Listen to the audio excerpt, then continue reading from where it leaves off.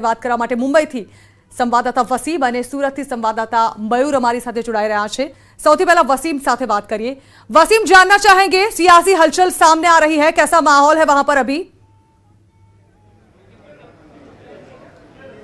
देखिए, महाराष्ट्र में इस वक्त तो खास करके मुंबई में सियासी माहौल काफ़ी गर्मा चुका है। बीजेपी कार्यालय में हमने देखा कि बड़े बड़े नेताओं की बैठक हुई और कई बड़े नेता हैं जो दिल्ली पहुंच गए और जिस तरह से सुबह से ही लगातार वर्षा पे बैठकों का दौर चल रहा है सीएम निवास पर, कई बड़े नेता वहां पहुंचे और जो विधायक दल के नेता थे वो भी वहां पहुंचे और जिस तरह से कई तरह के चेंजेस यहाँ पे साफ तौर पर देखने को मिली है कुछ देर में। और अभी कुछ देर में शिवसेना भवन जो दादर में है वहाँ पर कई जो विधायक हैं और के जो पदाधिकारी शिवसेना के, वो एक साथ एकजुट आकर शक्ति प्रदर्शन करने वाले हैं। इस तरह की भी खबरें सामने आ रही है। तो अब कहीं ना कहीं शिवसेना इस बात को समझने लगी है कि एकनाथ शिंदे के साथ भले ही बातचीत का सिलसिला जारी है, लेकिन हो सकता है कि उन्हें मनाने में काफ़ी दिक्कतें आ सकती है। इस बात का भी उन्होंने पूरी तरीके से ख्याल रखते हुए अब अपने जो सेकंड ऑप्शन से जो तैयारियां हैं, जो दबाव है, वो बनाने की कोशिश यहाँ पे साफ तौर पे की जा रही है और ये बताने की कोशिश की जा रही है कि शिवसेना किसी भी पल कोई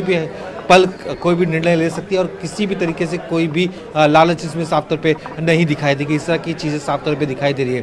करीब 4:30 बजे कांग्रेस की बैठक सह्याद्री में होना है, जहां पे उनकी भी रणनीति तय की जाएगी कि आने वाले दिनों में किस तरह से सरकार में अपनी भूमिका होगी और जो राजनीतिक उठापटक चल रही है और जिस तरह से एकनाथ शिंदे ने अपनी भूमिका रखी है उसके आगे का स्टैंड कांग्रेस का क्या होगा, इसे लेकर भी उनकी बैठक होने वाली है। रात 8 बजे जब शरद पवार मुंबई पहुंचेंगे तो 8 से 9 के बीच में बाकायदा उद्धव ठाकरे के साथ उनकी एक बैठक होने वाली है। ये बैठक काफ़ी अहम बैठक होगी। इस बैठक में ही आगे की महाराष्ट्र की राजनीति की दशा और दिशा दोनों तय की जाएगी। जी बिल्कुल वसीम, दूसरी ओर एकनाथ शिंदे को किनारा करना शायद उद्धव सरकार को अभी काफी भारी लग रहा है।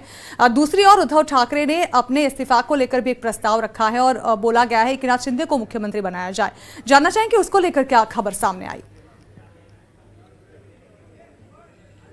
देखिए, इस तरह की खबरें ज़रूर सामने से आ रही है। कई जो शिवसेना के लोग हैं इस बारे में अभी तक पूरी तरह से कंफर्मेशन नहीं दिया है, लेकिन ये माना जा रहा है कि सरकार को डैमेज ना हो इसका ख्याल उद्धव ठाकरे करने का प्रयास कर रहे हैं और इसलिए वो एक प्रस्ताव एकनाथ शिंदे के पास भेजेंगे जहां पे साफ तौर पे ये कहा जाएगा कि वो सीएम पद से अपना इस्तीफा दे रहे और हम आपको सीएम बनाते हैं।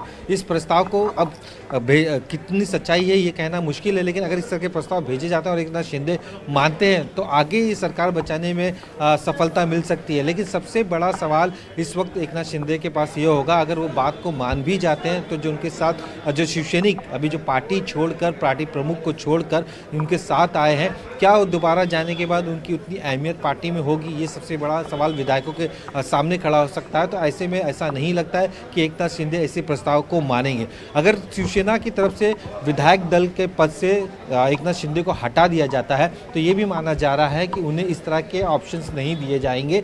पार्टी कार्रवाई करने पर आ चुकी है। अगर उन्हें सीएम पद देना ही होता था तो कार्रवाई पार्टी की तरफ से नहीं की जाती थी। उस पद से हटा के अजय चौधरी को बाकायदा उस पद पे लाया गया। तो ये रुख साफ तौर पे दिखाई दे रहा है। जो नेतागण हैं अब वो इस बात पे लगे हुए हैं कि जो उनकी जो सहयोगी पार्टी है उनके साथ चर्चा की जाए, किस तरह से जो आंकड़े हैं सरकार बचाने की, यह सरकार अल्पमत की होती है तो आगे का क्या प्रोसेस हो सकता है, इसे लेकर चर्चा कर रहे हैं। तो ये कई तरह के ऑप्शंस यहाँ पे तैयार किए जा रहे हैं और एकनाथ शिंदे अब तक अपनी जो भूमिका है वो साफ नहीं कर पाए। ये बताया जाता है कि 12 बजे बात करेंगे, फिर 1 बजे बात करेंगे, 2 बजे बात करेंगे।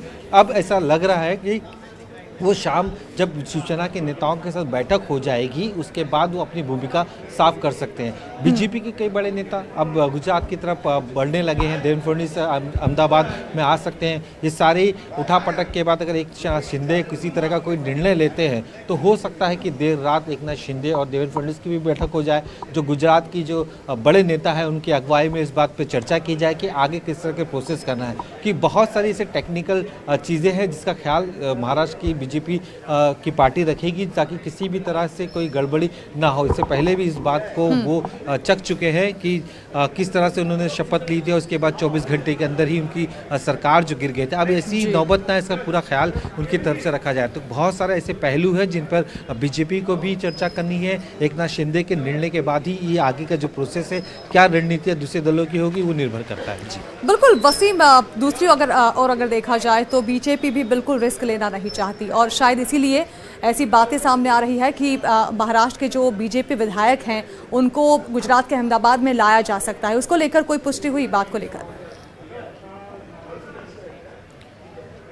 देखिए, जिस तरह से बीजेपी के नेताओं की बात करें तो बीजेपी के नेताओं में काफ़ी कॉन्फिडेंस नज़र आ रहा है, और जहां तक उनके विधायकों की बात है तो ऐसा एहसास नहीं हो रहा है कि किसी भी विधायकों को यहां से गुजरात शिफ्ट किया जाएगा, क्योंकि बीजेपी को इस बात का डर नहीं है कि उनके विधायकों को तोड़ने का प्रयास किया जाएगा।